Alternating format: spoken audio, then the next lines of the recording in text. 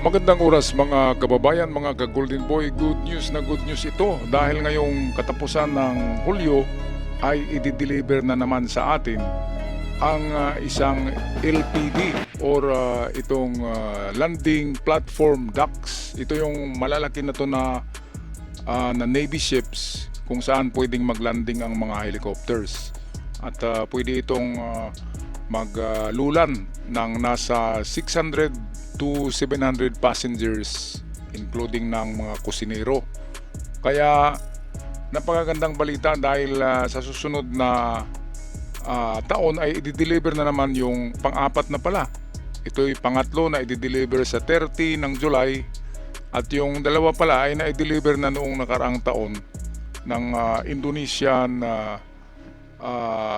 tinatawag na kumpanya na PT PAL Indonesia. Ito ay isang tanyag na pagagaling na paggawaan ng mga barko sa bansang Indonesia. Kaya para sa karagdagang detalye ng balitang ito, narito ang ating paboritong vlogger, walang iba kundi si Good News PH. Kumpanyang PT PAL Indonesia ipinakita ang isa sa dalawang biniling dambuhalang barko ng Pilipinas sa kanila. Ito ang landing platform dock 603 bilang karagdagang mga barko sa hanay ng Tarlac Class Flight 2 landing platform dock. Ngayong araw ay ikatatlumput ng Hunyo taong kasalukuyan. Nakatakdang ilunsad ng PT PAL Indonesia sa kanilang shipyard ang LPD 603. Target ng Indonesia na ma-deliver ito sa Pilipinas sa huling linggo. Ngayong taong 2026, ito ay tatawaging BRP Ilocos Norte LD603 at ang isa naman ay BRP Leyte LD604. Ito ay may haba na 124 na metro. Inaasahan ito na armado ng iba't ibang mga armas para sa depensa. Kaya nitong magdala ng nasa mahigit 7,000 tonelada. Tumatagal ito ng halos 3 araw o 1 buwan sa karagatan at kaya nitong maglayag sa layo na 9,360 nautical miles o 17,334 na kilometro. Dahil sa laki ng mga Tarlac Class Flight 2 landing platform dock, ito ay ginagamit sa paglipat o pagdala ng mga sundalong Pilipino, mga sasakyan, helicopter at mga sasakyang pandagat tulad ng landing craft. Ginagamit din ng Armed Forces of the Philippines ang ganitong uri ng military assets sa humanitarian mission at transportasyon ng mga pagkaing gamot para sa relief operation sa iba't ibang dako ng bansa. Parami ang mga pangmalakasang military assets ng Pilipinas na wala tayo noon pero meron na tayo ngayon. Alright, so atin i-search sa Google kung meron nga bang ganitong mga ginawa ang Indonesia para sa Philippine Navy. So ito, Naval News. Ito, PT PAL launches 3rd Tarlac Class LPD for Philippine Navy. So ito ay dated June 30. So kahapon nag-launch. Baka ibiniyahin na papuntang Pilipinas itong Tarlac 3rd Tarlac Class LPD for Philippine Navy. So ito'y pang tatlo na pala to na delivery nila ng mga LPD. Noong nakaraang taon ay mayroon na palang dalawa. So ngayong taon na ito ay dalawa na naman.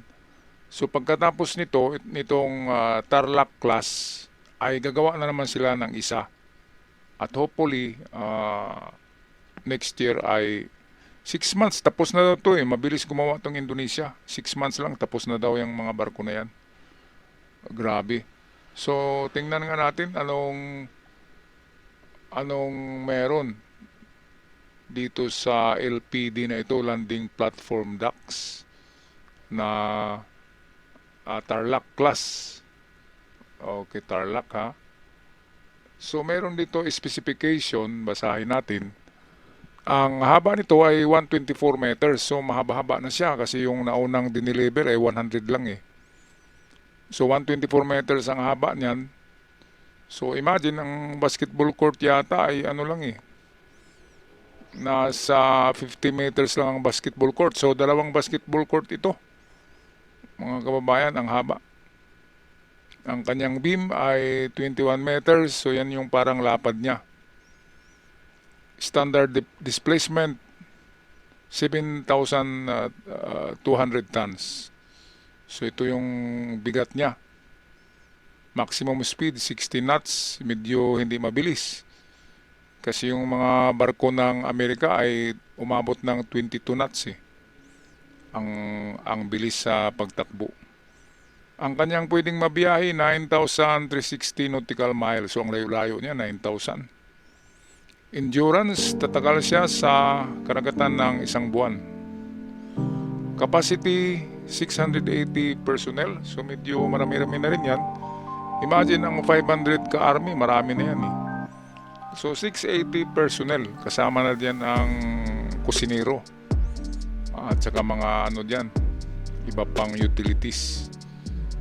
So ito yung LD603 specification ng Tarlac third class LPD na kahapon lang pala ay inilabas na sa sa paggawaan at baka mayroon pang gagawing adjustment at sigurado sa buwan na ito ay i-deliver na yan dito sa Pilipinas, mga kababayan. So anong masasabi nyo dito? Napakagandang balita dahil 4 pala lahat ang pinagawa natin sa Indonesia. Napakabilis pala gumawa nitong itong PT PAL Indonesia. Napakabilis gumawa ng mga barko. Ayan dahil ito ay state-owned, ibig sabihin sa gobyerno ito na pagawaan. Bakit kaya hindi magawa ng Pilipinas yan Ang daming magaling na welder sa atin. Saka mayroon naman tayong mga naval architect na mga architect na mga specialized sa naval sa paggawa ng barko. So bakit hindi natin yan magawa? Of course, bilib na bilib yung ating gobyerno doon sa Indonesia. Palagi na lang tayo bilib ng bilib, kayang-kaya naman natin yan. Dami-daming welder natin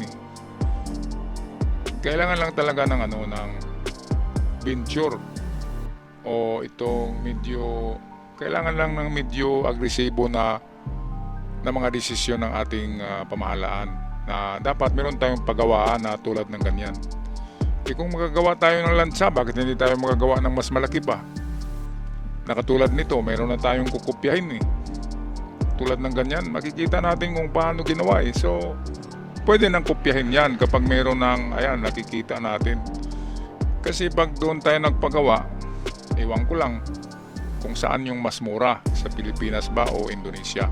Paki-comment sa ating comment section, mga kababayan, anong masabi nyo dito. Ako'y magpapaalam na huwag kalimutan mag-subscribe sa mga bagong bisita. Maraming salamat at sa aking avid followers. Ako'y palaging nagpapasalamat at sumasaludo sa inyong lahat. Hanggang sa muli, paalam.